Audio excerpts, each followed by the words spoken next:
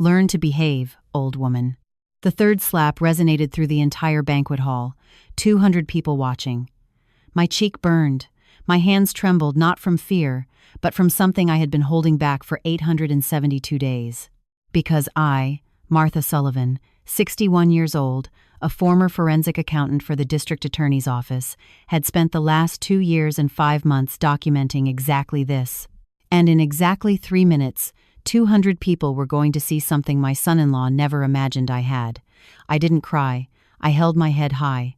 I smiled with that smile my daughter mistook for humiliation, but which was something else entirely. It was the smile of someone who knows exactly what is about to happen. I took my phone from my handbag, that embroidered tote bag my mother gave me 32 years ago. My fingers didn't shake when I dialed. A single call. 5 words. You can send it. Do it now. The hall smelled of white roses and French champagne, the same roses I had paid for with my savings because my daughter said they didn't have the budget. The pendant lights cast golden shadows over the tables decorated with linen tablecloths. Everything looked perfect, like a postcard, as if the violence that had just occurred hadn't stained that moment. The guests pretended they hadn't seen anything.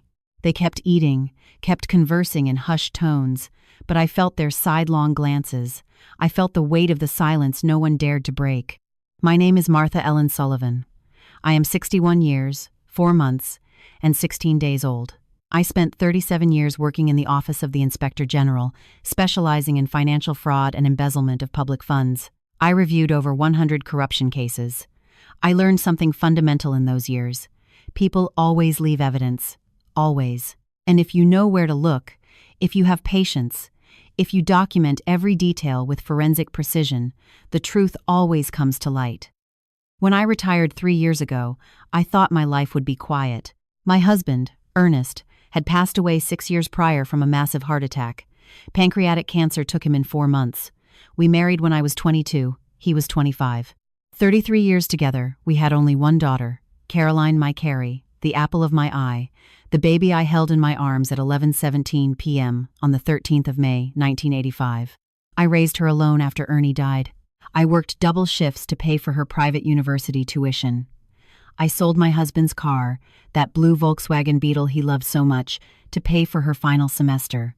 I woke up at 4:30 inches the morning for 5 years to bake cookies and brownies that I sold at the office, generating extra income for her books, her clothes, her outings. I never told her no. Never. She was my world. When she met Richard 4 years ago, I felt something in my stomach, a knot, a warning I ignored because I saw the happiness in my daughter's eyes. Richard Sterling, 32 years old. Regional VP of a telecommunications company. Perfect smile. Italian suits. A Swiss watch on his wrist that cost more than 6 months of my salary.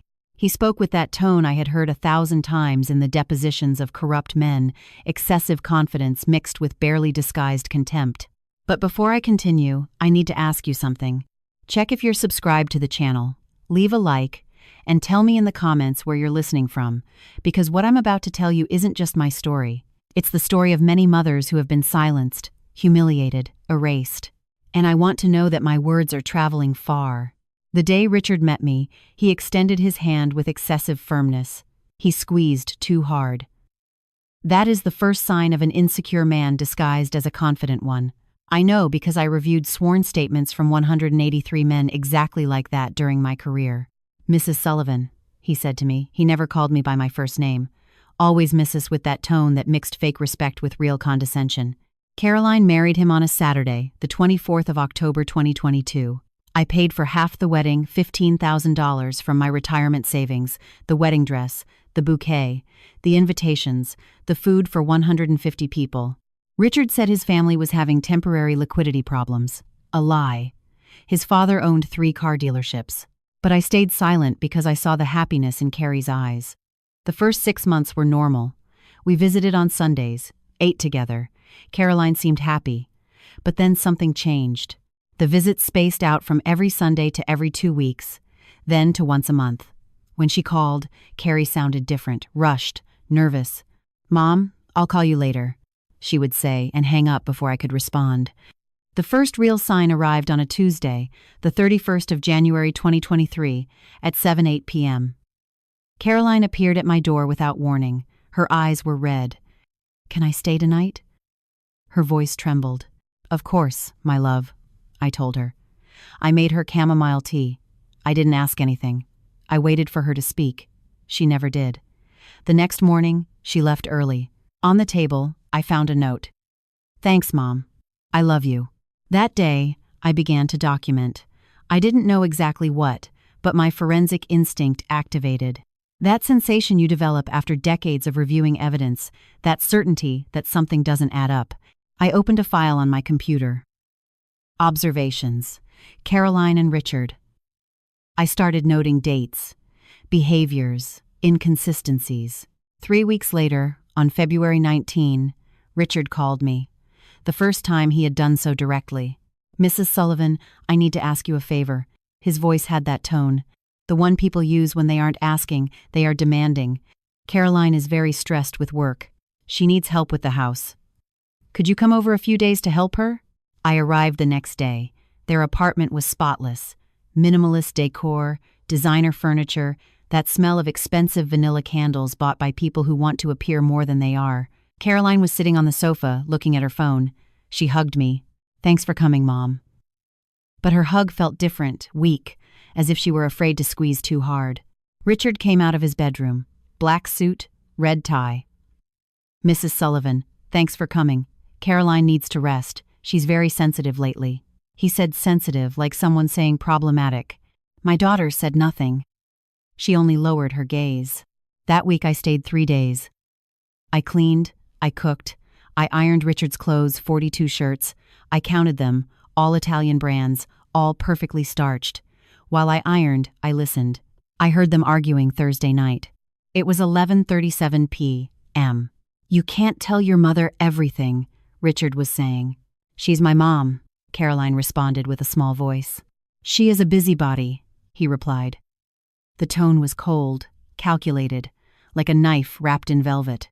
I stood still in the kitchen, the hot iron in my hand, steam rising, my heart beating so fast I thought they would hear it, but I maintained my composure, because that is what you do when you have spent 37 years being a professional. You breathe, you wait, you observe, you document. The next day, Caroline had a bruise on her arm, barely visible, but I saw it. "I hit myself with the car door," she said before I asked. I took a mental note, date, location of the bruise, excuse given just as I had done 1,000 times with evidence in domestic violence cases disguised as accidents. That night, I tucked my daughter in like when she was little. I stroked her hair. "Are you okay, my love?" "Yes, Mom, just tired." But her eyes said something else. They said, "Help me, but I don't know how to ask." I returned to my house on Saturday morning, opened my file, and started writing everything down. Every detail, every conversation, every inconsistency. Because I knew something Richard didn't know, something I learned reviewing 827 cases of covert abuse. Abusers are predictable. They follow patterns. And if you document those patterns with precision, you build a case that is impossible to refute. There were only 869 days left until Richard discovered who Martha Sullivan really was. The next 2 months were strange. Caroline called me more frequently, but the calls lasted less time. 3 minutes, 5 minutes max. Always with that rushed tone. "How are you, Mom?" "Good, my love. That's good. I have to let you go." And she would hang up before the silence became uncomfortable. On the 19th of April 2023, a Wednesday, I received a different call. It was 2:43 p.m. "Mom, can you come?" Richard had an accident. My heart stopped. What happened? He fell down the stairs at work. He has a fractured ankle. He needs help. I arrived in 40 minutes. Heavy traffic, hands gripped on the steering wheel, praying under my breath. Richard was on the sofa, leg elevated, white cast up to the knee. "Mrs. Sullivan, thank you for coming so quickly." His voice was different, softer, almost vulnerable. "Caroline can't take leave from work. Could you stay with us a few days, just until I can walk better?" It was the first time I saw the man my daughter had met, the kind man, the man who needed help. "Of course," I told him. Caroline hugged me. "Thanks, Mom. I knew I could count on you." I stayed 4 days. I cooked. I brought meals to Richard on the sofa. I made him tea. I fetched the remote control. He said, "Thank you every time," smiled. He talked about his childhood, his parents, how he admired Caroline. "Your daughter is an extraordinary woman, Mrs. Sullivan. She is very lucky to have you as a mother." And I, like a fool, felt relief. I thought, maybe I was wrong. Maybe the problems were temporary. But on the fourth day, Sunday, April 22, something changed. Caroline had gone out to the supermarket. It was 5:18 p.m. I was in the kitchen washing dishes. Richard called me from the living room. "Mrs. Sullivan, can you bring me water?" I filled a glass, took it to him. When I turned to go back to the kitchen, he spoke. "You know, Mrs. Sullivan?" Caroline told me something interesting. I stopped. Something in his tone had changed. It was no longer soft. It was sharp. "She told me that you ask a lot about us. About our relationship. About how I treat her." He remained silent, waiting. I didn't respond. "I just want you to know something." His voice was ice-wrapped in politeness. "What happens in this marriage is our business, not yours. Understood?" It wasn't a question. It was a warning. "Understood," I said. My voice came out calmer than I felt inside, because that is what you do when you recognize a predator. You don't show fear. You don't give him power. You only observe, document, wait. That night, when Caroline returned, I had already made a decision. I wouldn't leave. Not yet. Because something told me my daughter needed me more than either of us was willing to admit. Richard healed in 3 weeks. The cast came off on May 13, and with the cast, the kind man left, as if it had been just a costume he needed while he was vulnerable. Caroline's calls spaced out again. June passed, July, August. I kept documenting. Dates, behavioral changes. Every time I spoke with my daughter, I noted details. The tone of her voice, the duration of the call, the excuses she gave to hang up quickly. On the 14th of September 2023, a Thursday, Caroline invited me to dinner at her house. I hadn't been there in 2 months. I arrived at 7:30 p.m. I rang the doorbell 3 times before they opened. Caroline appeared with a smile that didn't reach her eyes. "Hi, Mom. Come in." The house smelled different, stale. The curtains were drawn. The light was dim. Richard was in the kitchen cooking. "Mrs. Sullivan, what a pleasure to see you." Kind voice again, like a switch he could turn on and off at will. We ate pasta with shrimp. Richard had cooked. "An extraordinary chef," said Caroline, touching his hand. But the way she said it sounded rehearsed, like dialogue from a play she had repeated many times. Halfway through dinner, Caroline's phone rang. "It's my boss," she said, looking at the screen. "I have to answer." She got up, went to the bedroom. Richard and I were left alone. The silence lasted exactly 17 seconds. I counted them. Then he spoke. "Mrs. Sullivan, I need to speak to you about something important." He put down his fork. He looked directly at me. "Caroline and I are thinking of having children soon, but she is very stressed with work. She will need help. A lot of help." I waited. I knew something else was coming. "We thought it would be good if you moved in with us temporarily when the baby is born. To help with everything." His smile was perfect, but his eyes were calculating. "Of course, we can't pay you a salary, but you would have room and board, and you would be close to your grandchild." There it was. The real reason for the invitation. It wasn't a family dinner. It was a negotiation, one where I had no power to negotiate. "Is she already pregnant?" I asked. "Not yet, but soon." He took his glass of wine, drank. "So we need to know if we can count on you." Need to know. As if I were a resource, a tool. Something used when convenient. Caroline returned before I could answer. "What were you talking about?" Her voice had a strange tone, almost fearful. "About babies," said Richard, taking her hand. "I was telling your mom about our plans." Caroline looked at me, waiting for my reaction, and I saw something in her eyes that broke my heart. She wanted me to say yes. She needed me to say yes, because she knew, somewhere deep down, that she didn't want to admit that she was going to need me. "It would be an honor to help you," I said, "because that is what mothers do. We say yes, even when we know we are walking into something painful, because love isn't rational. Love is sacrifice, and I had sacrificed my whole life for my daughter. Why would I stop now?" Caroline smiled. A real smile this time. She got up, hugged me. "Thanks, Mom. I knew I could count on you."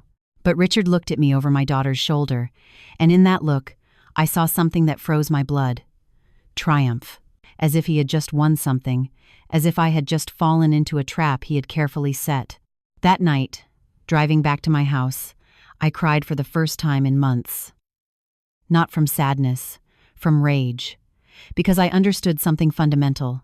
Richard didn't want my help, he wanted my servitude, he wanted free labor. He wanted someone to control, to order around, to use, and I had said yes. I arrived at my house at 11:40 p.m., opened my computer, updated my documentation file. Date: the 14th of September 2023. Observation: Richard Sterling showed premeditation in recruiting me as unpaid domestic help under the pretext of family support. Used Caroline as an emotional intermediary. Manipulation tactics observed. Temporal pressure, appeal to family obligation, elimination of negotiation options. I saved the file, turned off the computer, sat in the dark of my living room, the same living room where I had raised Caroline, where I had taught her to walk, where we had read stories every night for 11 years, where I had cried when Ernie died holding her while she told me, "Don't worry, Mom. I'm always going to take care of you." How ironic. Now I was the one taking care of her, but she didn't know it, not yet. Because sometimes taking care of someone means documenting their pain, so that one day, when they are ready, they have the evidence they need to free themselves. There were only 831 days left until everything came to light, but something was going to happen before that. Something I didn't expect. Something that would change everything. Caroline called me 3 weeks later. October 6, Friday, 9:01 a.m. "Mom," her voice trembled. "I'm pregnant. Mom, I'm pregnant." Those 3 words should have filled me with joy. My first grandchild, the continuation of our family. But what I felt was fear. A cold fear that ran down my spine like ice water. "My love, what beautiful news," I said. "Because that is what you are supposed to say. How do you feel?" "Scared," her voice cracked. "I don't know if I'm ready, Mom." "No one is ready," I told her. "But you are going to be a wonderful mother, and I am going to be there to help you with everything." What I didn't tell her was, "And I am going to protect that baby from whatever your husband tries to do." I moved into their house. The 1st of December 2023. A Friday. It was raining. I remember the sound of the rain hitting the windshield while I drove with my 2 suitcases in the back seat.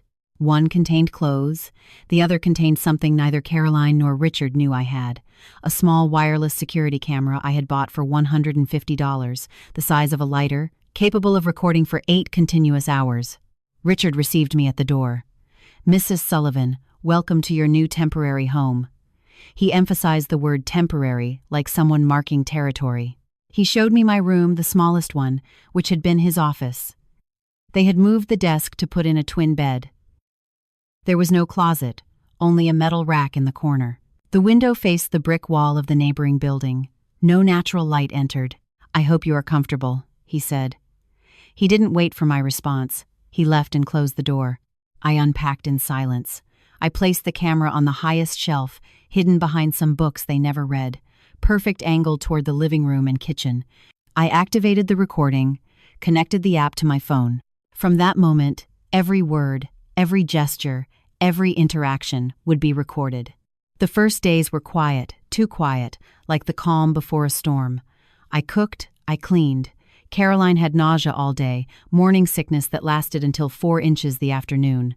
I held her hair, made her ginger tea, rubbed her back while she cried from exhaustion. Richard arrived from work at 8 p.m. He ate what I had prepared. "The food is a little salty, Mrs. Sullivan," he would say, "or a little bland." There was always something. It was never enough. He would finish eating, leave the plate on the table, and go watch television. He didn't take it to the sink, just left it there. For me, on December 14, a Thursday, Caroline had her first appointment with the OBGYN. "Mom, can you come with me?" Richard had an important meeting. He couldn't miss it. Of course he couldn't. We arrived at the clinic at 3:15 p.m. The waiting room smelled of disinfectant and that sweet scent of old magazines. Caroline squeezed my hand. I'm scared, Mom. I'm here, my love. Everything is going to be fine. The doctor showed us the ultrasound. There it was. A tiny speck with a beating heart, 142 beats per minute. Healthy and strong, said the doctor. Caroline cried. I did too, but my tears were different. They were a silent promise to that baby. I am going to protect you, no matter what. That night, Richard arrived late, 10:57 p.m. He smelled of beer and perfume that wasn't Caroline's. How was the appointment? He asked without looking at her. He was checking his phone. Good, said Caroline with a small voice. The baby is healthy.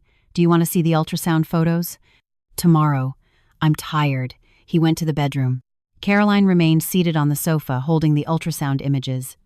Alone, with silent tears falling onto the glossy paper. I documented everything. Date, time, his indifference, his barely disguised contempt, the way he broke my daughter's heart without even realizing it or perhaps realizing it perfectly. There were only 810 days left until Richard understood the price of every tear he caused. Days turned into weeks. Christmas arrived. I decorated the house. A 7-foot tree, gold lights, red and silver ornaments. I cooked for 3 days, stuffed turkey, green bean casserole, mashed potatoes, pecan pie, sugar cookies, everything Caroline had loved since she was a child. The morning of December 24, at 11:08 a.m., Richard came down the stairs. He looked at the table set for 12 people. Mrs. Sullivan, I forgot to tell you something. My heart sank. We are going to have dinner at my parents' house. Didn't I tell Caroline to let you know? A lie. He had never told her, and he knew it. I saw the amusement dancing in his eyes. He enjoyed this. He enjoyed seeing me standing there with 3 days of work wasted. No problem, I said. My voice came out calm, dangerously calm. Have a beautiful dinner. They left at 7 p.m. Caroline said goodbye with an apologetic look. I was left alone. Looking at the decorated table, the 12 places set, enough food to feed an entire family. I ate alone a small plate of turkey, a spoonful of potatoes. The silence was so heavy I could hear my own breathing. The tree lights blinked. The clock marked 8, 9, 10. They returned at 11:43 p.m. Richard was drunk. Caroline was holding him up. Thanks for waiting up for us, Mrs. Sullivan, he said, slurring his words. Although no one asked me to do so. He laughed. Caroline, no. That night, lying in my twin bed in the windowless room, I made a decision. Documenting wasn't enough. I needed a plan. I needed an ally. I needed legal help. The next day, December 25, while they slept until noon, I called Beatrice, my old work colleague, a lawyer specializing in family law. We had retired the same year. B, I need your advice. It's about my daughter. We met on December 28 at a coffee shop. 2 p.m. Beatrice arrived with a leather briefcase. She listened to my story for a full hour without interrupting. When I finished, she stayed silent. Then she spoke. Martha, what you are describing to me is psychological abuse, coercive control, and economic exploitation. You are working without pay, without a contract, without rights. She took a folder out of her briefcase. I need you to do something. Document everything. Everything. Hours worked, tasks performed, personal expenses you have covered, any incident of verbal or physical mistreatment toward Caroline. Photographs, videos if you can, text messages, anything that demonstrates the pattern. I'm already doing it, I told her. Beatrice smiled. Of course you are. You were the best forensic accountant I worked with. If anyone knows how to document evidence, it's you. She gave me a card. Child Protective Services. If you ever see signs that that baby is in danger, call this number. Immediately. I put the card in my wallet next to the photo of Caroline when she was 5 years old, smiling, happy, innocent, before Richard Sterling entered our lives and slowly destroyed them. Sometimes we trust too much in those who don't deserve it. Sometimes love blinds us so much that we ignore the signs until it is too late. Have you also been disappointed by someone you loved? Have you ignored warnings because you wanted to believe in the best? Share your story in the comments. I need to know I'm not alone in this. I returned to their house at 5:30 p.m. Richard was in the living room. Where were you, Mrs. Sullivan? His tone was casual, but his eyes were hard. Having coffee with a friend. Caroline needed you. She had nausea all afternoon. I had to help her." His voice was accusatory, as if I had committed a crime by taking 3 hours off. I went to Caroline's room. She was lying down, pale. "I'm sorry, Mom. I didn't want to bother you." "You didn't bother me, my love. That's what I'm here for." But while I stroked her hair, I thought, only 787 days left. And every day that passed, my evidence file got bigger, more complete, more irrefutable. What Richard didn't know was that I wasn't just a nosy old woman. I was a professional with 37 years of experience destroying the lives of men who thought they could get away with it. And he had just committed his biggest mistake, underestimating me. The new year arrived, 2024. Caroline was 15 weeks pregnant. Her belly was barely noticeable, but she already moved differently, slower, more careful, as if she were carrying something infinitely fragile. And she was. January passed in an exhausting routine. I got up at 5:40 a.m., made breakfast. Richard wanted coffee exactly at 6:30, not before, not after. If it arrived at 6:32, it was cold. If it arrived at 6:28, I haven't asked for it yet. Mrs. Sullivan. I cleaned the house from top to bottom. 3 floors, 2,000 square feet, vacuumed, mopped, dusted, scrubbed bathrooms, 2 full and 1 half bath, did laundry. Richard generated 4 dirty shirts a day. I didn't understand how. I ironed, cooked 3 meals, washed dishes 3 times a day.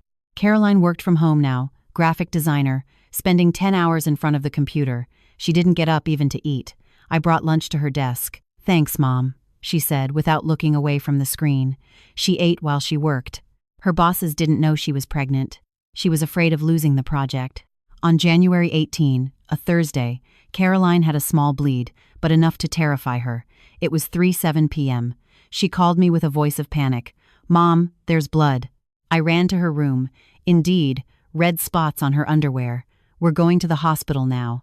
I called Richard 5 times. He didn't answer. I sent him a text. "Caroline is bleeding. Going to ER. Seen at 3:14. He didn't reply. We arrived at the hospital at 3:41. Emergency room. Fluorescent lights, smell of chlorine and fear. Caroline cried silently. I held her hand. The nurse took us back after 20 minutes. Checkup. Emergency ultrasound. The baby was fine, heart beating, 153 beats per minute. "It's normal in the first trimester," said the doctor, "but you must do absolute bed rest for a week. No stress, no work." We left the hospital at 6:32 p.m. 3 full hours. Richard never called, never answered, never asked. He arrived at the house at 11:08 p.m., walked in like it was nothing. "What's for dinner?" Caroline was lying on the sofa. She looked at him with red eyes from crying. "I was at the hospital." Richard stopped. For a moment I thought he would show concern. I was wrong. "And the baby?" His voice was flat, without emotion, like someone asking if you paid the electric bill. "Is fine," said Caroline. So it wasn't anything serious. He poured himself a glass of water. "Mrs. Sullivan, did you make any dinner or not?" I had made chicken with salsa verde, rice, beans. I heated it in silence, served him. He ate looking at his phone. He asked Caroline nothing else. Nothing. As if she hadn't spent 3 hours terrified thinking she would lose her baby. That night, my camera recorded something interesting. At 12:43 a.m., when we were all supposedly asleep, Richard went down to the living room. He made a call. He spoke in a low voice, but the microphone on my camera was excellent. A $150 investment well spent. "No. I can't this weekend. Caroline is being dramatic again. I know, but I have to keep up appearances. Give me 2 more weeks. I promise we are going to go to Playa del Carmen together." Laughter. "She doesn't suspect anything. She is too naive." I recorded everything, downloaded the video to my computer, saved it in 3 different places. Cloud, external hard drive, USB hidden in my wallet. There were only 762 days left, but it didn't feel like so much time anymore. It felt like a countdown to inevitable justice. February was worse. Caroline was on bed rest, but her bosses pressured her. She needed to deliver projects. I saw her working from bed, laptop on her legs, tears falling onto the keyboard. "I can't lose this job, Mom. We need the money." On a Saturday, February 1st, Richard invited friends to the house. 8 people. He didn't tell me. They arrived at 4 p.m. with beers and snacks. "Mrs. Sullivan, can you make something to eat for everyone?" It wasn't a question.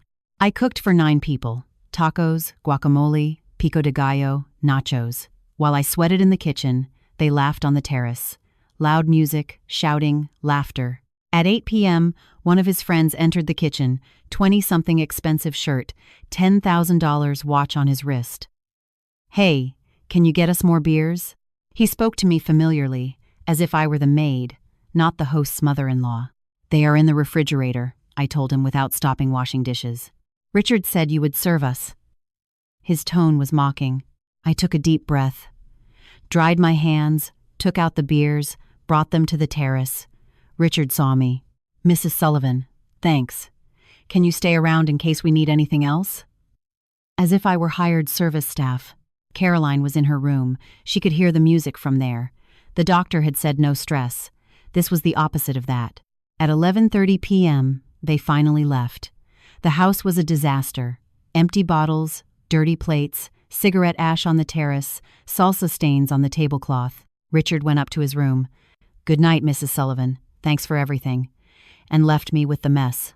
I cleaned until 2:14 a.m., hands cracked from soap, back aching, feet swollen. I am 61 years old, not 25. My body reminded me with every movement, but I didn't cry, I didn't complain, I only documented. Date, hours worked, witnesses present, treatment received. Because that is what you do when you build a case. You don't vent, you prepare. The first week of March, Richard received a work bonus, $50,000. Caroline told me with excitement, "Finally, we can save something, Mom. And maybe I can take maternity leave without so much stress." 2 days later, Richard arrived with a new television, 5-inch screen. He installed it in the main living room, $4,000. I saw the tag before he removed it. "I deserved it," he said when Caroline asked about the price. "I work very hard." Caroline said nothing, only lowered her gaze. That gesture she had perfected, her silent submission. A week later, she needed money to buy baby things, basics, diapers, clothes, bottles. She asked Richard for money. "I don't have cash," he said without looking up from the new television. "Use your card." She had spent her salary paying off debts. He had accumulated credit cards, car payments, his new truck that cost $85,000. But we didn't have money for diapers. "I bought everything. I spent $200 from my pension." Caroline cried. "I'm going to pay you back, Mom. I promise. Don't worry, my love. That's what I'm here for." But I documented every dollar, every purchase, every broken promise of Richard's.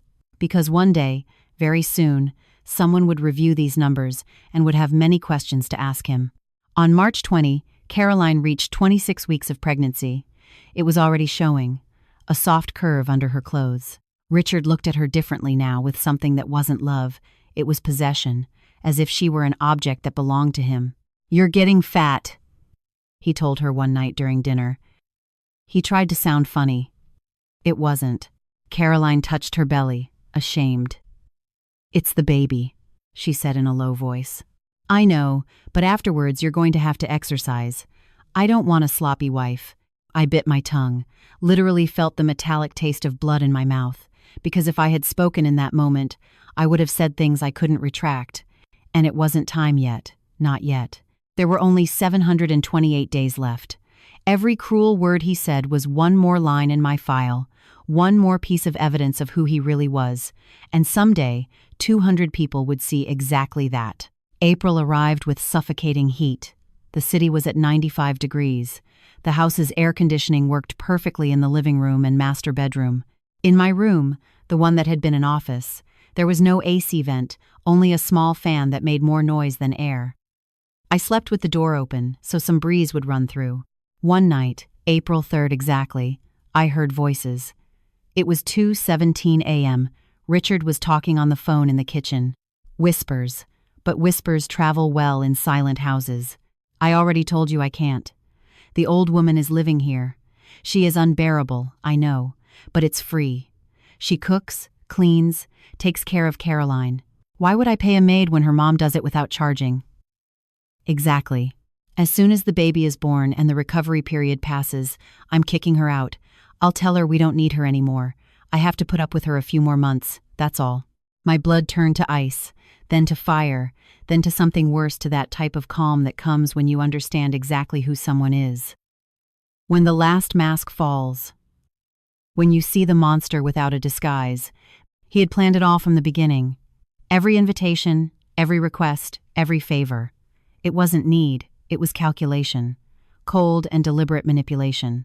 Using a 6'2", one-year-old woman as slave labor under the pretext of family help. I got up in silence, closed my door, sat on the bed. My hands trembled, but not from fear, from something more powerful, from absolute determination. I opened my laptop, updated my file. The 3rd of April 2024, 2:17 a.m., Richard Sterling confessed by phone to premeditation in labor exploitation. Recording available, direct auditory witness. I reviewed my documents. I had 4 months of solid evidence, but I needed more. I needed enough for it to be irrefutable. I called Beatrice the next day. I need to meet with you, urgent. We met on Friday, April 5 inches her office. I brought my laptop, showed her everything. The videos, the audio recordings, the photographs of the bruises Caroline tried to hide, the expense log, the hours worked, everything. Beatrice reviewed every file for 2 hours. When she finished, she looked at me with an expression I will never forget, a mixture of professional impression and personal rage. Martha, this is enough to file charges for labor exploitation, psychological abuse, and economic negligence. And if we can prove abuse toward Caroline. She left the phrase in the air. What do I need? I asked. Keep documenting. But you also need to protect yourself legally. If this blows up, he is going to try to kick you out of that house immediately. We need to establish that you have a right to remain there. As a caregiver for your pregnant daughter, as a de facto resident. She took out papers, legal forms. Fill this out. It is a sworn affidavit of your situation. I am going to notarize it. It is going to be officially registered that you are there caring for your daughter by express request of her husband. That gives you legal protection if he tries to evict you. I filled out the forms, signed. Beatrice notarized, gave me copies. Keep this in a safe place, outside of that house. And afterwards? I asked.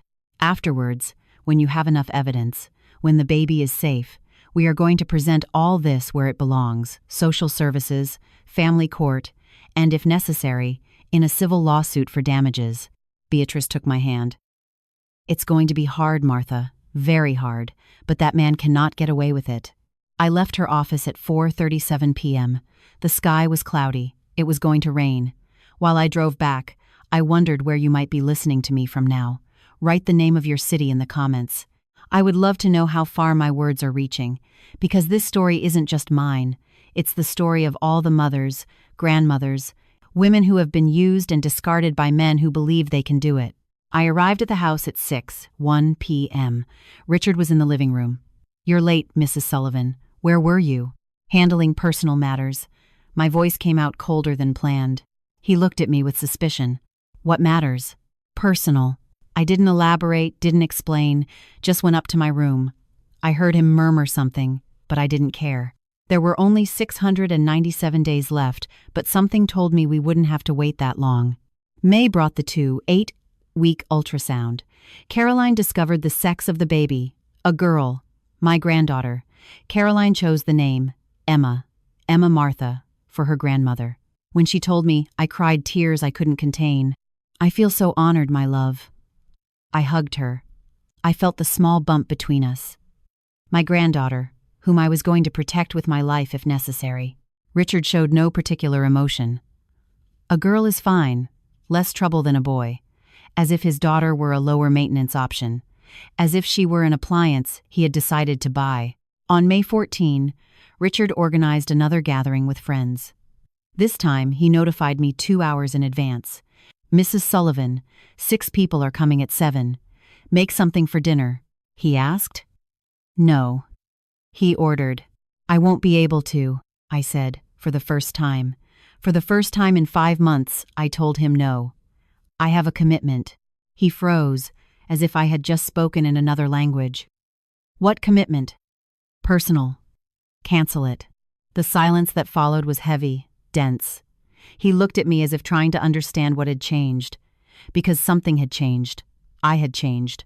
I was no longer the woman who accepted everything in silence. I was no longer the free resource he could order at will. Caroline called out. She came down the stairs.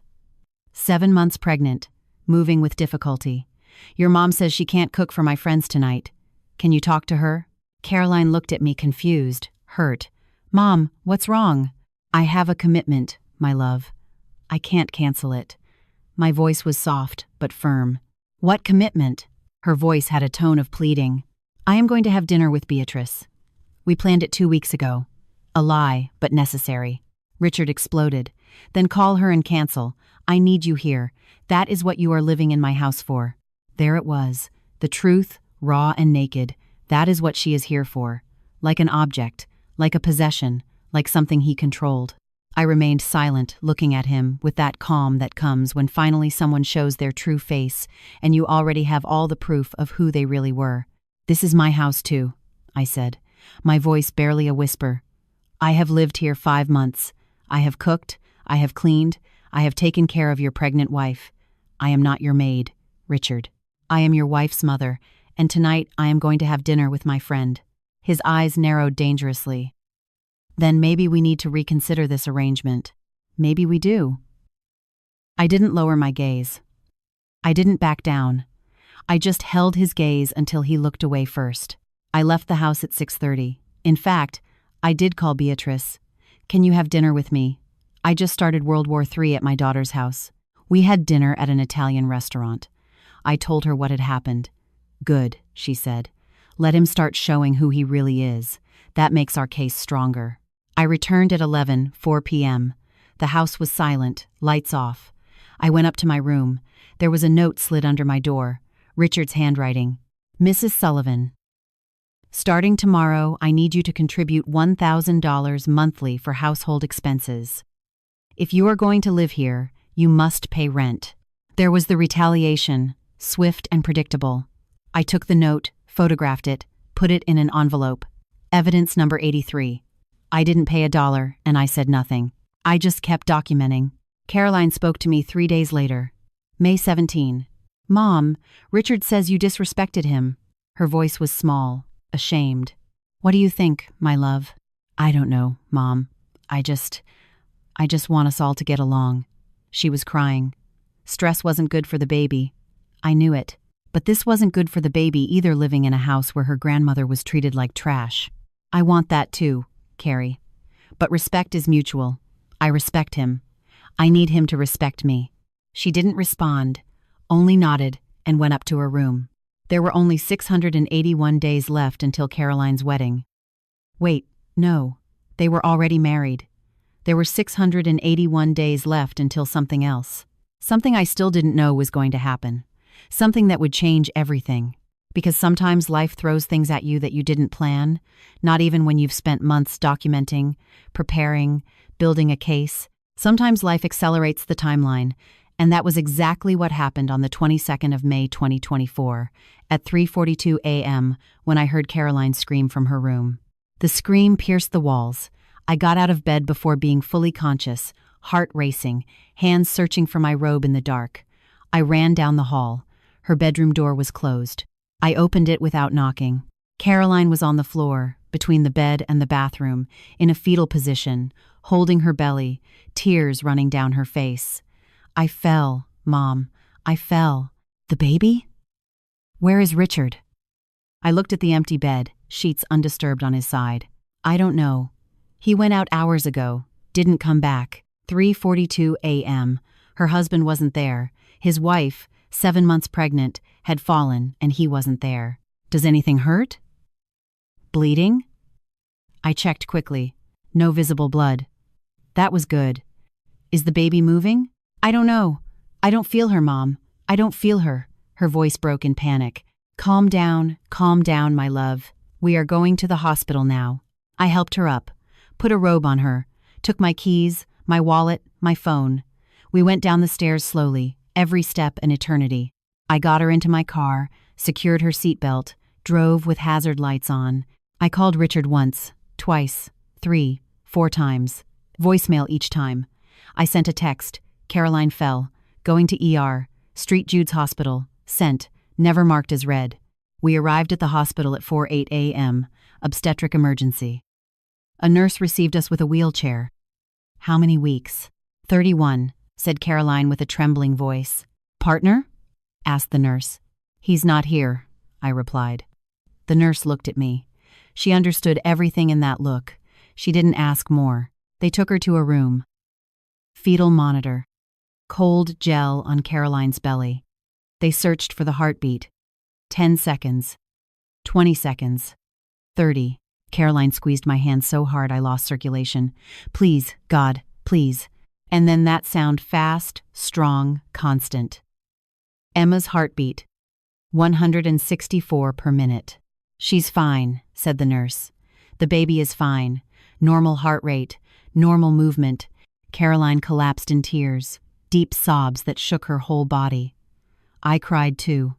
Tears of relief, of gratitude, of absolute rage. Because the father of that baby wasn't there. The doctor arrived at 5:15. Complete checkup. The baby is stable, but you were very lucky. At 31 weeks, a fall can cause placental abruption. Premature labor. You need absolute bed rest for the next 2 weeks. And someone to take care of you. I am going to take care of her, I said. The doctor looked at me, evaluated my age. 61 years. Is there anyone else? The father? I am going to take care of her, I repeated with that tone that admits no argument. They let us go at 7:30 a.m. Clear instructions. Rest, hydration, monitoring fetal movements. Any bleeding, pain, or decrease in movement, return immediately. Richard called at 8:43, 3 minutes after we entered the house. What happened? His voice sounded normal, not even worried, just curious. Your wife fell. We spent the night at the hospital. The baby is fine, in case you care to know. I couldn't contain the sarcasm. Oh, how dramatic everything is. I'm in a meeting. I'll be there tonight. He hung up. I stood holding the phone, looking at it like it was an alien object. How dramatic everything is. His daughter was in danger. His wife cried for 3 hours thinking she would lose her baby, and he said, how dramatic. Caroline was lying in her bed looking at the ceiling. Did he ask how I was? Her voice was hollow. No, my love. Where was he, Mom? Where was he all night? I didn't answer because we both knew the answer, only neither wanted to say it out loud. Richard arrived at 11:52 p.m., almost 24 hours after the incident. He went up to the room. How are you? He asked Caroline. Casual tone, like someone asking about the weather. Scared, she said. But the baby is fine, right? Then there's no problem. He started changing clothes. I'm exhausted. It was a super long day. He got into bed. Within 5 minutes, he was snoring. Caroline looked at me from her bed with those eyes that said everything her mouth couldn't, and in that moment I made a decision. I wasn't going to wait 679 days. I wasn't going to wait for something worse to happen. I wasn't going to risk my granddaughter's life or my daughter's mental health to follow an arbitrary timeline. I was going to act soon. Very soon. The next morning, May 23, I called Beatrice. I need you to prepare everything now. What happened? I told her. Everything. The fall, the hospital, Richard's absence, his indifference. I can't keep documenting. I need to act. Okay. But we need a trigger. Something public. Something so obvious that no one can question it. Like what? Like him showing exactly who he is in front of witnesses. Many witnesses. And then I remembered. I had forgotten with all the drama. The invitation that had arrived 2 weeks ago. Vow renewal. Richard's parents were celebrating 30 years of marriage. They were going to have a big ceremony. 200 guests. August 31. Exactly 3 months and 8 days later. There is an event. A renewal of his parents' vows. August 31. How big? 200 guests. She fell silent. Then, Martha, how sure are you that Richard will show his true face at that event? Absolutely sure. I have seen the pattern. In public events is when he feels most powerful, when he shows off most, when he humiliates most. Then, that is where we do it. But you need something else. You need compiled audio-visual evidence, something you can show in that moment, something all those people see and cannot deny. My mind started working like in the old days, like when I built cases against corrupt officials who thought they were untouchable. A video. I can make a compiled video. Exactly. With all your recordings, all your evidence chronologically ordered, with dates, with narration, if necessary. Something that tells the complete story in 10, 15 minutes max. And how do I project it? I'll solve that. I have a contact who works in audiovisual tech for events. He owes us a favor. I can have him install remote access to the party's projection system. Only send me a message. One word. The one you want. That will be the signal. I chose the word, the most appropriate one, the one that summarized everything: justice. There were only 100 days left. 100 days to compile 3,600 hours of evidence. To create something that was irrefutable. To prepare the moment where 200 people would see exactly who Richard Sterling was. I passed the next 3 months working on 2 levels. On the surface, I cared for Caroline. I cooked, cleaned, smiled, nodded, endured. In secret, I edited video, organized evidence, built the strongest case of my career. June passed. Caroline on bed rest, me doing everything, Richard absent. He arrived late, left early, smelled of strange perfume more and more frequently. He didn't even try to hide it anymore. July. Caroline reached 35 weeks. The doctor said the baby could be born at any moment. "Do you have the bags ready?" he asked her. She nodded, but her eyes were empty, without emotion, as if she had given up long ago. On July 15, a Monday, Richard announced something during dinner. "I'm going to Cancun this weekend. Work trip." He didn't even look at Caroline when he said it. "My doctor said the baby can be born at any moment," said Caroline with a small voice. "Then, she won't be born this specific weekend. Statistically improbable. But what if? Your mom is here. That's what she stayed for, right?" He left Friday the 18th in the morning. Expensive suitcase, beach clothes, designer sunglasses.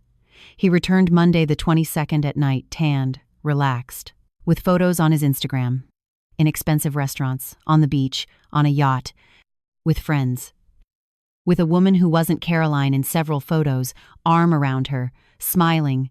Caroline saw the photos, said nothing, only cried in silence while packing the hospital bag. I took screenshots of every photo, evidence 87, 88, 89. August arrived. The baby still wasn't born. 39 weeks, then 40. "Any day now," said the doctor. On August 20, 11 days before the event, Richard received the suit he would use, designer, custom-made, $1,200. Caroline needed a maternity dress for the ceremony. "Use something you already have," he said. Everything she had didn't fit anymore. Her belly huge, about to pop. I bought her a dress, $150 from my pension. She cried, "I'm going to pay you back, Mom." "I know, my love." On August 28, 3 days before, I finally finished the video. 16 minutes, 42 seconds. Compilation of everything. Recorded conversations, videos of mistreatment, photographs of bruises, expense log, text messages, his Instagram posts in Cancun while Caroline cried alone. Everything chronologically perfect. Narrated with my voice. Dates on screen. Irrefutable. I sent it to Beatrice. "It is enough." She called me 2 hours later. "Martha, this is devastating. It is perfect. It is more than enough. Your contact can project it. Everything is arranged. The day of the event, at the time you say, this video will appear on all the screens in the room. Just send me a message." On August 20, a Tuesday, Caroline woke up with contractions. "Mom, I think it's time." It was 6:43 a.m. The event was in 11 days. Just enough time to recover sufficiently. I took her to the hospital. Labor, 14 hours. I held her hand the whole time. Richard arrived 4 hours after the start. "I had things to do," he said, as an excuse. He stayed 30 minutes. "This is going to take hours. I'm going to eat something. I'll be back." Emma was born at 8:37 p.m. on August 20. 7 pounds, 1 ounce, 20 inches. 10 days before the event that would change everything, I held her for the first time and whispered a promise. You are going to grow up knowing that the women of this family do not let themselves be trampled by anyone. Richard returned 2 hours after the birth. Looked at Emma. She is small. Those were his first words for his daughter. Not she is beautiful, not I love her. Just she is small. Like someone commenting on the size of a disappointing purchase. Caroline was crying hormones, exhaustion, disappointment. I hugged her while she breastfed Emma. There, my love, it's over. She is here. She is healthy. She is perfect. They discharged us on August 22 inches the afternoon. Caroline could barely walk, stitches, bleeding, pain. The next few days were slow recovery. On August 31 inches the morning, 9 days after the birth, Caroline could move better, although she still felt discomfort. I don't want to go to that party, Mom. I know, my love. But it is important that you go. Trust me. Emma was 11 days old. She was still very small, but Caroline had insisted on taking her because she was breastfeeding every 3 hours. I had suggested staying home, but she said, "No, Mom. I need to be there. I need to close this chapter." Although her body was still recovering, her determination was stronger than the physical pain. The event started at 6 p.m.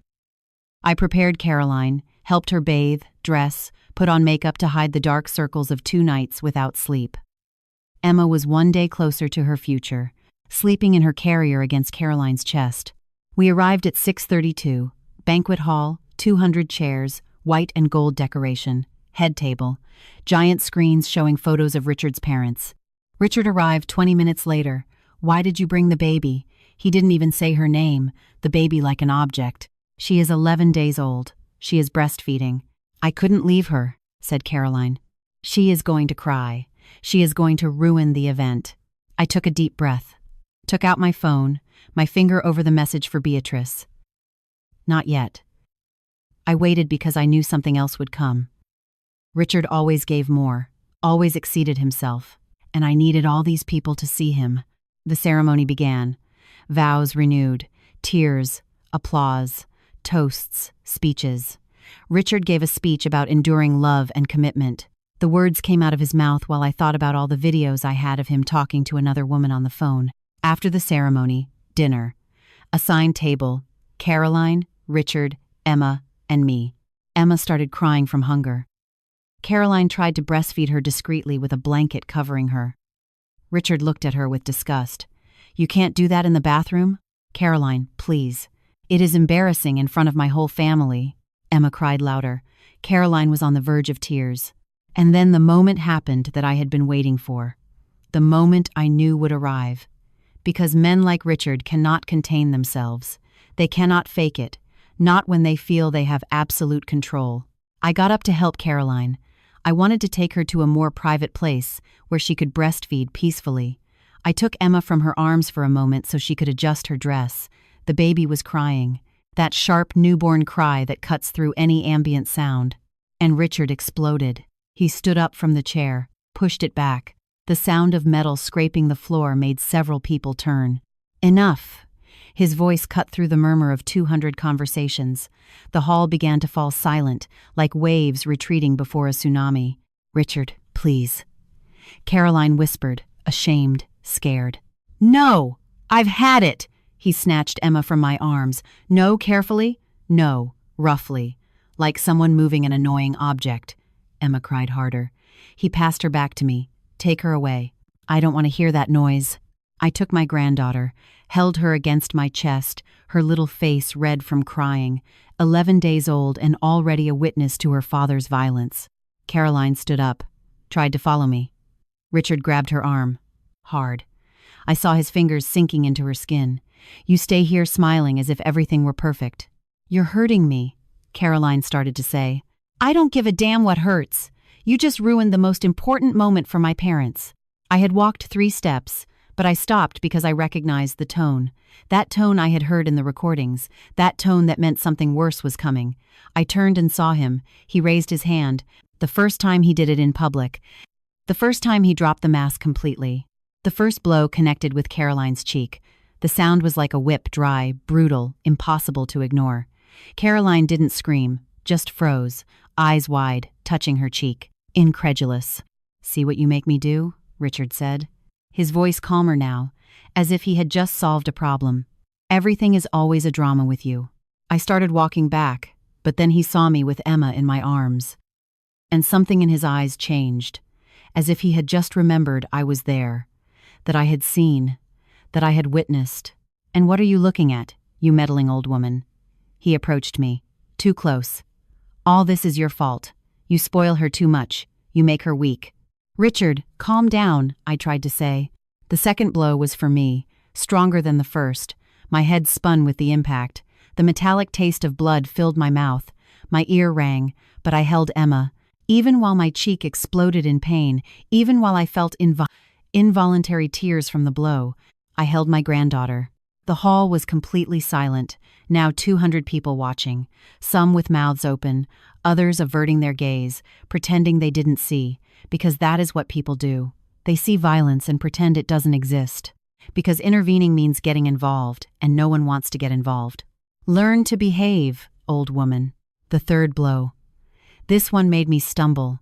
Emma almost fell from my arms.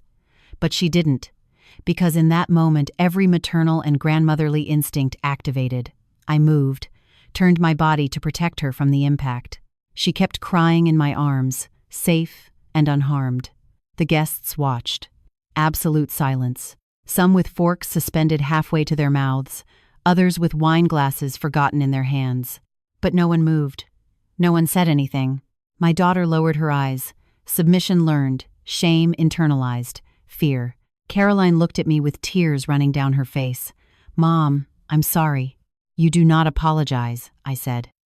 My voice came out firmer than I expected, considering my face was burning, considering I could feel the heat of the swelling starting. "You have nothing to apologize for." Richard turned toward me. "What did you say?" I smiled. Not because I was happy, but because the moment had finally arrived. The moment I had been waiting for 872 days. I said, "She has nothing to apologize for." My voice was calm, dangerously calm. "It's okay, son." Those last two words. "It's okay, son." I said them with the exact tone. That tone you use when you know something the other person doesn't know. That tone that says, "You are going to regret this more than you can imagine." I straightened up, passed Emma to Caroline, took my phone from my bag. My hands didn't tremble even once. I marked a call. 5 seconds. "You can send it. Do it now." The lights in the hall dimmed slightly, as if someone had adjusted a dimmer. Everyone looked up confused. And then the 3 giant screens in the hall, the ones that had been showing romantic photos of Richard's parents all night, went black. 3 seconds of darkness. Then white text appeared on a black background. "The truth about Richard Sterling." Richard froze. "What?" My voice began to come out of the speakers. Clear, firm, with the same professionalism I used when presenting corruption cases. "My name is Martha Ellen Sullivan. During the last 8 months, I have documented the systematic abuse that Richard Sterling has exercised over my daughter Caroline and over me. What you are about to see is compiled evidence. Dated. Verifiable. I invite you to watch and judge for yourselves." The first recording began. The conversation I had recorded in December. Richard's voice, clear as day. "As soon as the baby is born and the recovery period passes, I'm kicking her out. I'll tell her we don't need her anymore. I have to put up with her a few more months, that's all." Audible gasps in the room. Murmurs. Richard ran toward the sound technician. "Turn it off! Turn it off!" But it couldn't be turned off. Beatrice had installed the system remotely with digital locks. Only she could stop it, and she wasn't going to. Next clip. Richard on the call in May. "Caroline is being dramatic again. I know, but I have to keep up appearances. Give me 2 more weeks. I promise we are going to go to Playa del Carmen together." Caroline covered her mouth. She hadn't heard that conversation before. Now she understood all the absences, all the lies, everything. Richard's mother stood up. "Richard, what is this?" Her voice trembled between shock and rage. "It's fake. She edited everything. She is a liar." Richard pointed at me, his face red, veins pulsing in his forehead. But his voice sounded desperate because he knew it was real. And everyone else knew it too. The video continued. Photos of Caroline's bruises with dates, with the excuses she had given each time. I hit myself with the door. I fell, I am clumsy. One after another. Clear pattern. Evident. Then the expense log. My voice narrating. During 8 months I worked in this house without pay. 192 days. An average of 14 hours daily.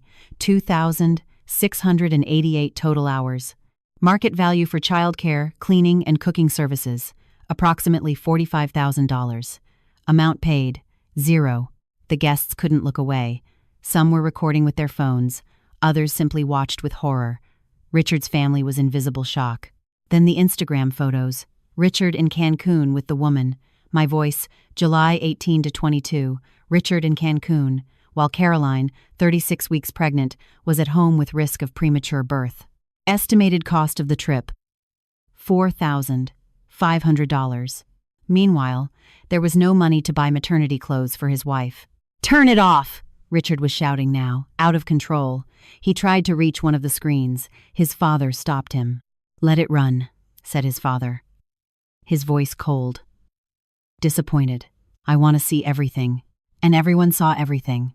The next 12 minutes, every conversation, every humiliation, every moment of cruelty, captured and preserved. Chronologically perfect, irrefutable. When the video ended, the silence was deafening. No one moved, no one spoke, 200 people processing what they had just witnessed. The lights returned to normal level. The screen stayed black. Richard looked at me, and for the first time in the 8 months I had known him, I saw real fear in his eyes. Not rage, not superiority, fear. Because he finally understood. He finally comprehended who I really was. I wasn't a meddling old woman he could use and discard. I was someone who had passed 37 years destroying men, exactly like him. "You," his voice barely a whisper. "You planned all this." "No," I said. My voice calm, professional. "You planned all this. I only documented it." His mother approached. "It's true? Everything we saw is true?" Richard opened his mouth, closed his mouth. His brain searched for excuses, justifications. He found none that worked in front of 200 witnesses who had just seen 16 minutes of recorded evidence. "Mother, I can explain." "Explain what?" His mother slapped him, harder than he had hit me. The sound resonated through the whole hall. "You hit your wife. You hit your wife's mother in front of our whole family, in front of God." Richard's father took Caroline by the arm gently. "My daughter, do you have somewhere to stay tonight?" "She stays with me," I said. "She has always had a place to stay."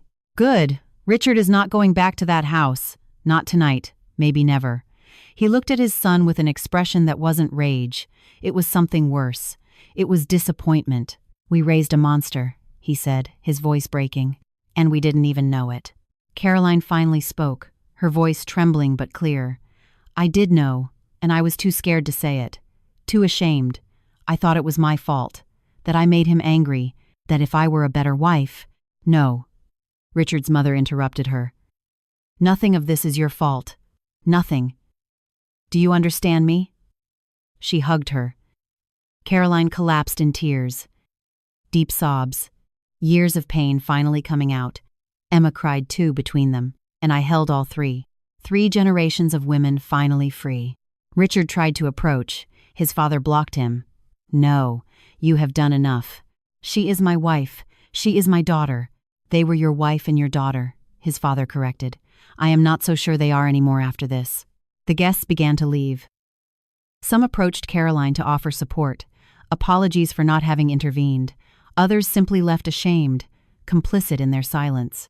The screens remained black the rest of the night, like tombstones marking the death of the perfect image Richard had cultivated so carefully.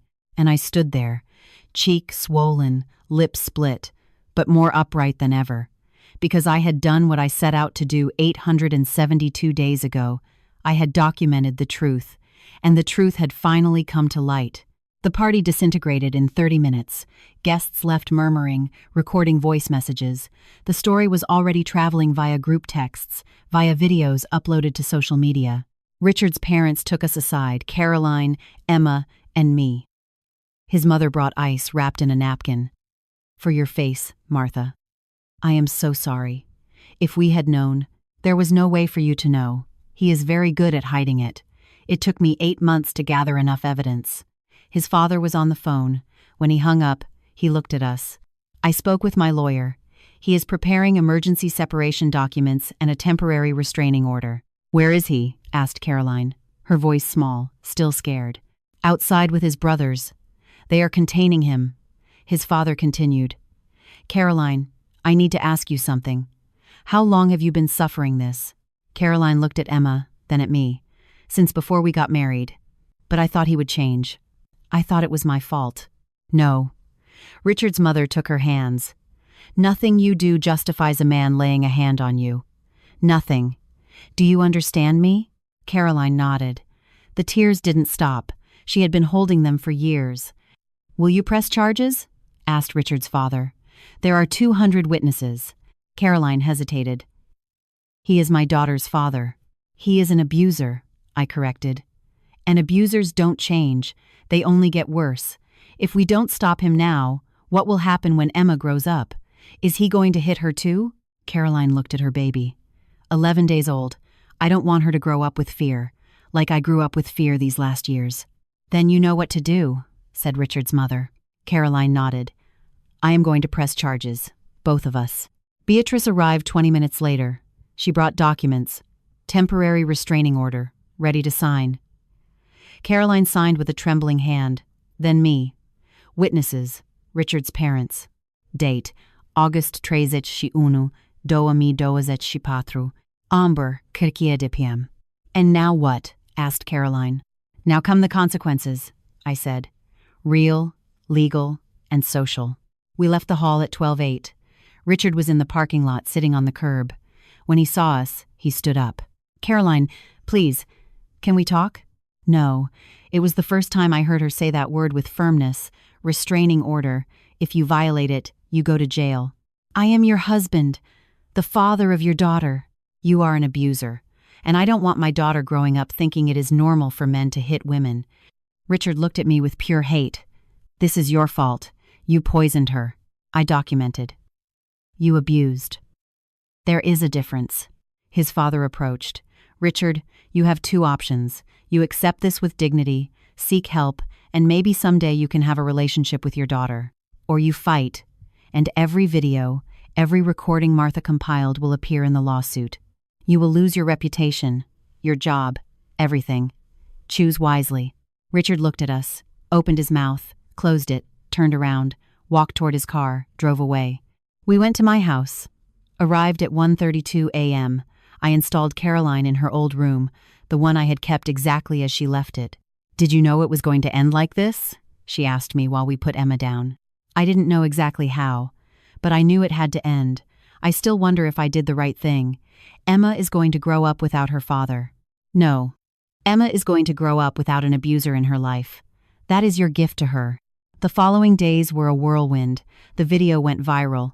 Millions of views in 48 hours. Comments divided. That grandmother is a hero. She should have handled it in private. She ruined his life for revenge. Richard lost his job on September 4. We cannot keep someone with that reputation, they said. On September 15, Richard violated the restraining order. He was arrested. Beatrice filed charges. Assault, domestic violence, violation of order, labor exploitation. Caroline started therapy 3 times a week. Slowly, I saw my daughter return, the strong woman I always knew she could be. On September 30, Richard accepted a plea deal. 2 years probation, 500 hours of community service, mandatory therapy, full child support for Emma, 0 custody, supervised visits only if Caroline agreed. Caroline did not agree. The divorce was finalized on December 22. Caroline was legally free, completely. Richard's parents reached out in November. We want to be part of Emma's life. She is our granddaughter. If you allow us, we want to help. Caroline looked at me. What do you think, Mom? I think Emma deserves to have the greatest amount possible of people who love her. They are not him. Caroline agreed. And it worked. They became grandparents. January 2025. Emma was 4 months old. Chubby, happy. She didn't know her father. She didn't miss him. Caroline got a remote job, graphic design, good salary, flexible hours. She lived in my house still. The house felt alive again. Beatrice and I met every Friday. Would you do it again? she asked me once, without hesitating. Because it worked. Caroline is free. Emma is safe. But it cost you. The comments online were cruel.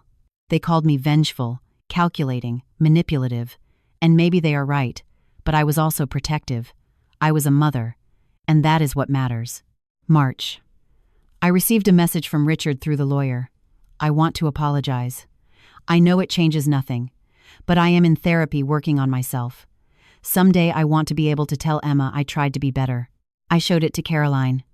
What do you want to respond? Nothing. If he is really changing, good for him. But that doesn't affect us. Not anymore. Indifference.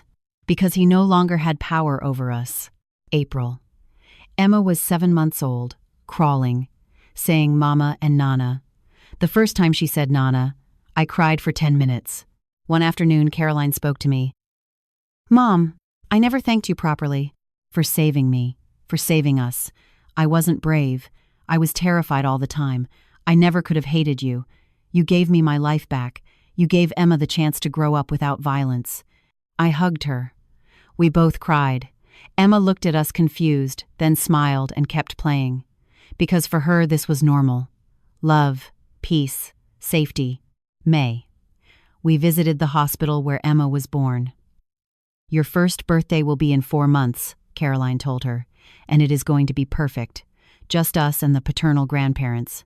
Because family isn't just blood. It's who chooses to stay, who chooses to love you even when it is difficult. She looked toward me when she said that. She was talking about me, about what I did, about how everything changed. We left the hospital arm in arm, Emma in her stroller, bright sun. And for the first time in years, the future looked bright, full of hope. Today is the 31st of August 2025, exactly 1 year since that night. Emma turns 1 tomorrow. She is walking already, staggering through the whole house with that determination I recognize. She is from the women of this family who do not give up. We are preparing her birthday party. Small, intimate, 10 people max. Caroline is in the kitchen decorating the cake, pastel pink with sugar flowers. Emma tries to reach the table. No, my love, tomorrow, Caroline tells her, smiling. That smile that disappeared for years and slowly has returned, wiser, stronger, more real. I sit in the living room, the same one where I held Caroline when she had nightmares, where she cried when her father died, where she promised she would always take care of me. Promises change. In the end, I was the one who took care of her. But it was also her who taught me why it was worth it. Why document every moment of pain? Why endure 872 days of abuse to be able to expose 16 minutes of truth? I received a call last week. My name is Mercedes. I saw your story and needed to tell you that you saved me. I am living exactly what your daughter lived. But now I know I am not crazy, that it isn't my fault, and that there is a way out. I started documenting like you. I have received 47 calls like that. 47 women trapped in cycles of abuse. All thinking they were alone. All finding courage in a story I never wanted to be public. Beatrice says I should write a book. Maybe I will do it someday. When Emma is big enough to understand that her grandmother did what she had to do, not for revenge, for protection. Because that is the truth I took 61 years to learn. Love isn't about sacrificing yourself until you disappear. Love is about protecting, even when protecting means confronting, even when it means exposing. People ask me if I have remorse, if I regret making it public, humiliating Richard in front of 200 people, ruining his reputation, his career, and my answer is always the same. I didn't ruin his life. He ruined his life. I just documented the process. There is a difference between justice and revenge. Revenge is hot, emotional, impulsive. Justice is cold, calculated, documented. I acted out of necessity, because my daughter needed to get out, because my granddaughter needed to grow up safe, because I needed to use the skills I developed in 37 years of career to protect the only thing that really mattered. Caroline enters the living room with Emma in her arms. Mom, look, she wants to show you something. I take her. She weighs 20 pounds. Smells of baby soap and cookies. She looks at me with those huge eyes. Nana, she says clearly. Then she hugs me. Those clumsy hugs of a 1-year-old child, but with so much love I feel my heart expand. This is why I did it. For this little girl who will never know what it is to be afraid in her own home, who will never see her mother with bruises, who will grow up knowing that women defend themselves, that they protect each other. "What are you thinking about?" asks Caroline. "About a year ago. That night." Caroline sits beside me. "Sometimes I still can't believe you had the courage to do that." It wasn't courage. It was desperation. It was love. It was courage because you were afraid, but you did it anyway. Maybe she is right. Maybe courage is acting despite fear. It is getting up every morning in a house where you are mistreated and documenting that mistreatment with trembling hands. It is choosing the truth even when the truth is ugly, brutal. Emma gets down from my arms, walks toward her toys, falls, gets up, keeps walking without crying, without giving up. The next generation stronger because we were strong first. The scar on my cheek is still there, light but permanent. Sometimes I touch it and remember. The sound of the blow, the taste of blood, the weight of Emma in my arms while deciding whether to let myself fall or stand tall. I stood tall. I always stood tall. And that is the lesson I want Emma to learn someday. Standing tall doesn't mean never falling. It means getting up every time. It means documenting. It means seeking help. It means using every resource you have to protect yourself and those you love. It means saying no, even when that no comes with consequences. Because some doors, once closed, must remain closed forever. Some people do not deserve a second chance, not because we are cruel, but because we are wise. Because we choose peace over nostalgia, safety over familiarity. Richard tried to contact us 2 months ago through his therapist. He has made significant progress, thinks he is ready to see Emma. Caroline read the letter, folded it, put it away, maybe someday, when Emma is old enough to decide. But not now. Now we are healing. Wise words from my daughter. Strong, wise, unbreakable. The sun is setting. Emma plays with blocks. Caroline finishes the cake. I sit here in my house, surrounded by the 2 people I love most, and for the first time in years, I feel complete peace. Tomorrow we will celebrate Emma's first year. We will celebrate her life, but we will also celebrate our freedom, our courage, our survival. And when the candles are lit, when we sing happy birthday, I will make a wish for all the women who are still trapped, who are still afraid, who still think there is no way out, that they find their voice, that they document their truth, that they know there is life after abuse.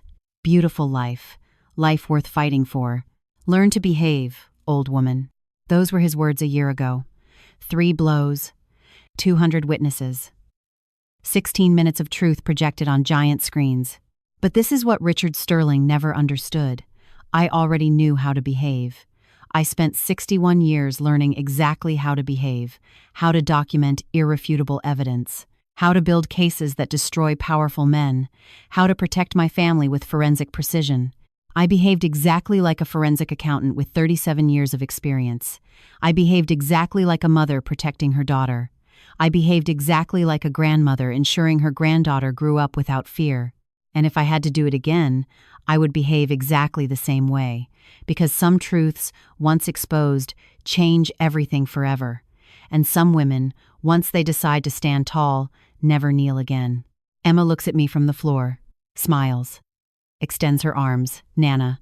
I pick her up, hug her, close my eyes and whisper the promise I made the day she was born. You are going to grow up knowing that the women of this family do not let themselves be trampled by anyone. And when I open my eyes, Caroline is looking at us with tears in her eyes, but smiling, because finally, after years of darkness, we are in the light, and this time, we are going to stay here.